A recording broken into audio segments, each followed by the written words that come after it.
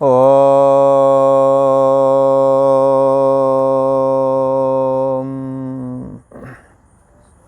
श्री योग वासिष्ठ के उत्पत्ति प्रकरण में श्री वशिष्ठ जी महाराज बोले, हे राम जी, इस संसार की वासना का उदय होना ही, क्या कहा, इस संसार की वासना का उदय होना जन्म और मरण और मोह देने वाला है। किसका? इस संसार की वासना का उदय होना। किसी ने कहा संसार के अंतर्गत क्या लोगे?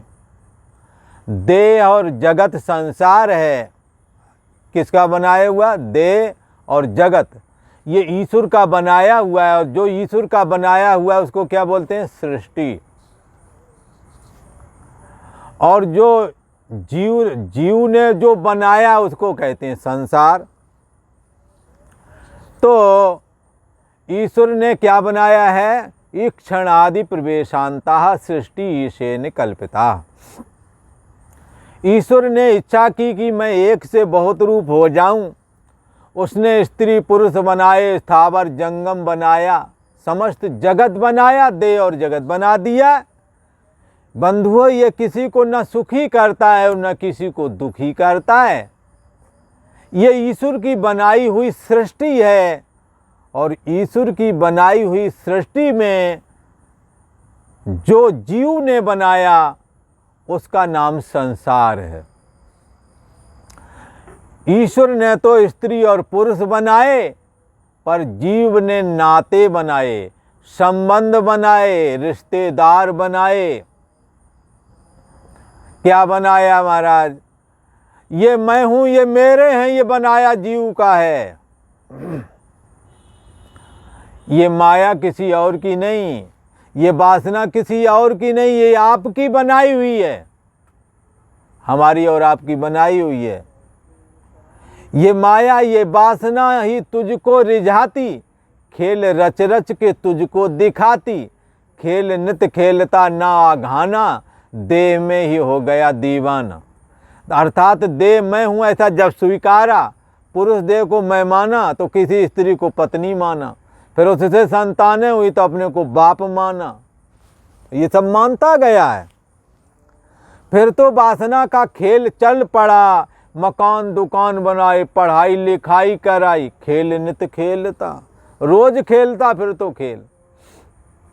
ना आघाना, आघाने का मतलब इसका अंत नहीं आता। आज तक घर गृहस्थी के जीवन में जो प्रवेश कर गए हैं उनका अनुभव यही कहता है कि अंत तक भी घर गृहस्थी के कामों से छुट्टी नहीं मिलती। घर गृहस्थी नाना जंजाला तैयत दुर्गम सहेल विशाला। ये घर गृहस्थी कोई ऐसी वैसी नहीं है, ये पर्वत पर चढ़ने के जैसा है मामला। तो कहते इस संसार की वासना का उदय होना। संसार क्या है? मैं और मेरा, तू और तेरा, ईश्वर का बनाया हुआ कोई पुरुष, ईश्वर की बनाई हुई कोई स्त्री, उसको कहने लगे ये हमारी पत्नी है, और स्त्री कहने लगी ये हमारा पति है। ये संबंध ईश्वर ने नहीं बनाए, ये तूने बनाया है। इसलिए ये जानवर ईश्वर ने बनाए हैं, पर ये गाय भैंस हमारी है। ये जमीन ईश्वर ने बनाई है, और वो कभी नहीं बोलता कि मेरी है, पर मनुष्य बोलता इतनी ज़मीन हमारी है, ये 500 बीघा हमारी है, ये आसमान हमारा है, इस आसमान से जहाज नहीं निकालना खबरदार, ये समुद्र हमारा है। तो क्या है? ये जो मैं मेरा तू तेरा का व्यवहार जो किया है, यही तो संसार है। इसी को यहाँ कहते हैं, हे राम जी, इस संसार की वासना का उदय होना। जीव ईश्वर की बनी हुई सृष्टि में जीव ने जो अपना संसार बसाया, यही इस संसार की वासना का उदय होना। जरा मरण, जन्म और मरण और मोह देने वाला बन गया इसके लिए। पुनरप जननम पुनरप मरणम पुनरप जननी जठरे शयनम। बार बार जन्मता है, मरता है, बार बार माता के उदर में उल्टा लटकता है और इस सर्किल से, इस चक्र से ये छूट नहीं पाता। तो किसी ने इस सर्किल के लिए कहा है कि 184,00,000 योनियां बताई गई हैं। इनको घूम करके मनुष्य शरीर का द्वार मिलता है जहाँ पर ये ब्रह्म चिंतन, ये परमात्मा श्री हरि की भक्ति आप कर सकते हैं। और यदि तुमने ये नहीं किया, 184 घूम के पौ पे अटकी आए और अब की पासा ना पड़ा तो फिर 84 जाओ। 84,00,000 योनियों में जाना पड़ता है। इसलिए हमें क्या करना है, इस जन्म में ही अपने काम को हल कर लेना है। तो 184 खत्म हुआ ना, बीत कल्प जुग 4 गए और नाक में दम हो गई, करूं क्या, मरते मरते हार गए। बचपना जवानी निकली, जवानी बिजली की कौंद की तरह निकल गई, अब फिर मरने का नंबर। जीवन निकल गया, जब तक संभले जीवन निकल गया तो जीने का ढंग आया। जब ताकत खत्म हो गई तो लगता है कुछ और कर लेते हैं, जब समा बुझ गई तो महफिल में रंग आया। इसलिए ये जो संसार है ये जीव का बनाया हुआ है। इसने जब संसार की वासना जब अपने हृदय में धारण की, संसार की वासना का उदय होना ही इसके जन्म मरण में फंसने का कारण बना। मोह देने वाला बन गया ये। कौन? संसार की वासना। संसार क्या है? नाते बना लेना, संबंध बना लेना, यही तो संसार है। जो स्त्री कभी किसी को सुखी दुखी करने वाली नहीं थी, जब पत्नी बना ली तो अनुकूल यदि काम करे तो सुखी करने वाली, प्रतिकूल काम करे तो दुखी करने वाली। वरना स्त्री न किसी को सुखी करती है और न ही किसी को दुखी करती है। जब आप उसे पत्नी का नाता बना लेंगे तो आपको ये अपेक्षा हो जाएगी ये हमारे अनुसार काम करे। और इसी प्रकार जो पुरुष किसी को सुखी दुखी नहीं करता, जब कोई स्त्री अपना पति बना लेती है तो फिर उसको अधिकार मिल जाता है। इतने समय कहाँ रहे तुम? गए सुबह से, मेरे को सब पता है तुम कहाँ जाते हो, सारी इंक्वायरी देनी पड़ेगी। तब ये पुरुष सुखी और दुखी करने वाला हो जाएगा स्त्री के लिए, जब उसे पति बना लेगी। जब पति नहीं बनाया तो पुरुष कौन किसी को फांसी पर चढ़ाने जा रहा है? न सुखी करता न दुखी करता है। ईश्वर की सृष्टि निर्विशेष है। हमारा बनाया हुआ संसार ही सुखी और दुखी करने वाला है, यही जन्म और मरण में फंसाने वाला है, यही मोह देने वाला है।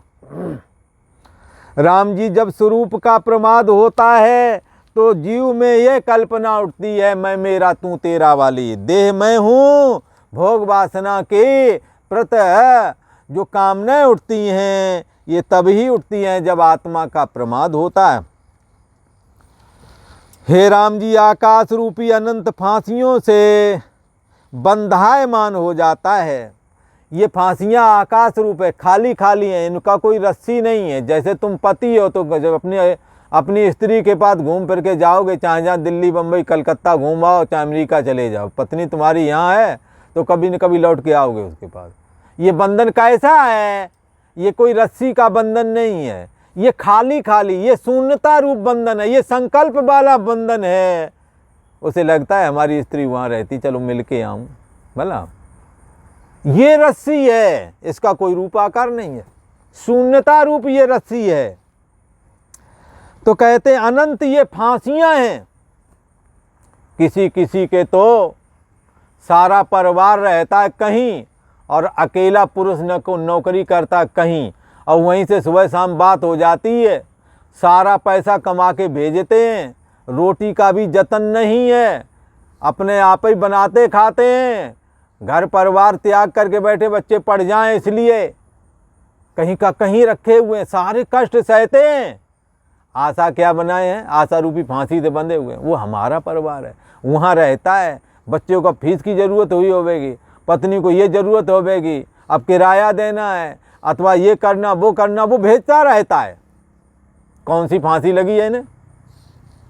आशा पास। ये आशा रूपी फांसी से बंधा हुआ ये करता है।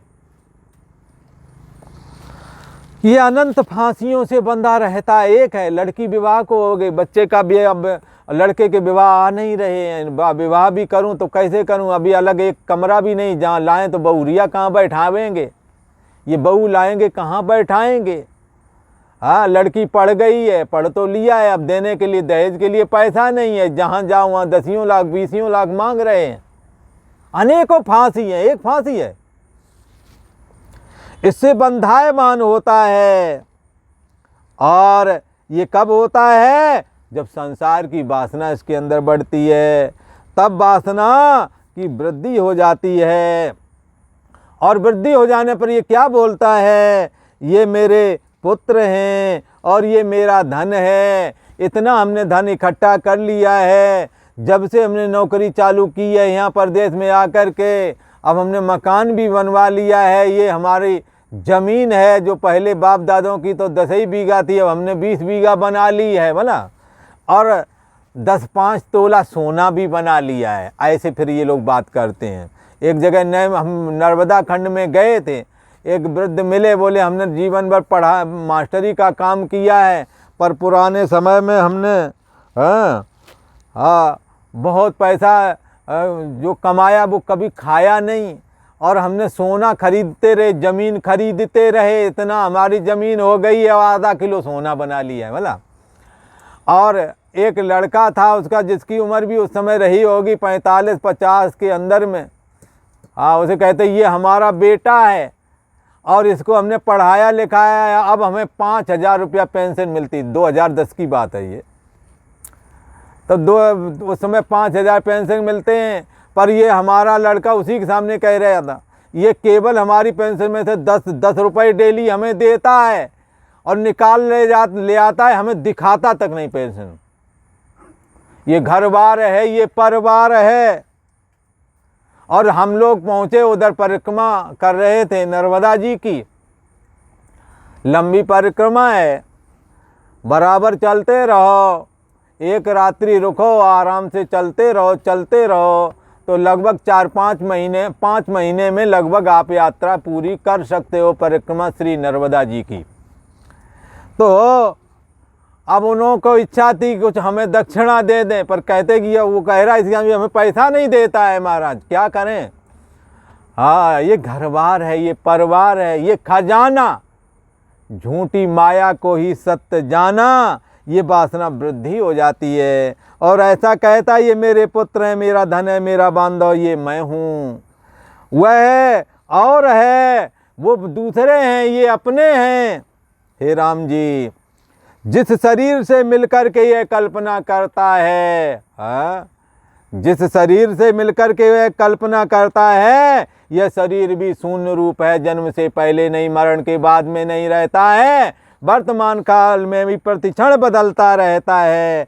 ऐसा तो ये शरीर है। जैसे वायु गोले के साथ, वायु का गोला जब घूमता हुआ, जिसे डडूरा बोलते हैं और जिसे बवंडर भी बोलते हैं, बवंडर आने पर तिनका उड़ते हैं, ऐसे ही अविद्या रूपी वासना से ये शरीर भी एक दिन उड़ जाता है, मृत्यु ले जाती है। और आज इतना ही, आगे का प्रसंग आप आगे वाले एपिसोड में सुनेंगे।